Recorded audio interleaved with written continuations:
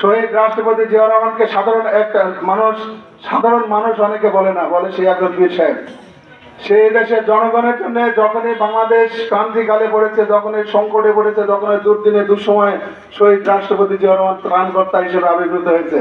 অন্যান্য নেতারা অন্যান্য তারা পার্টি করেছে, ঠিক আছে, অনেকে বলে অনেক বিশেষায়িত করে, কিন্তু তারা বাংলাদেশে যখন দুঃসময় দুর্দিন তখন তারা পালিয়ে গেছে এবং তারা আত্মগোপনে ছিল।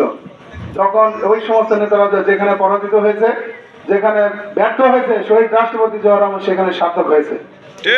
বিএনপি এবং অন্যান্য সংগঠনের মধ্যে এখানে বেসিক পার্থক্য। প্রিয় ভাইরা আমার, আমরা সেই নেতার উত্তরসূরি, আমরা সেই নেতার আমরা আদর্শকে ধারণ করি।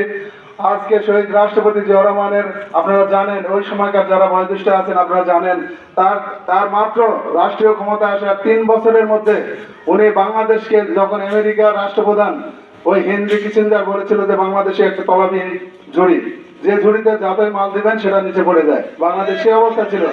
সেই অবস্থান থেকে মাত্র 3 বছরের ব্যবধানে শহীদ রাষ্ট্রপতি জিয়াউর রহমান খাল কাটার মাধ্যমে বাংলাদেশে কৃষি বিপ্লব ঘটিয়েছিলেন।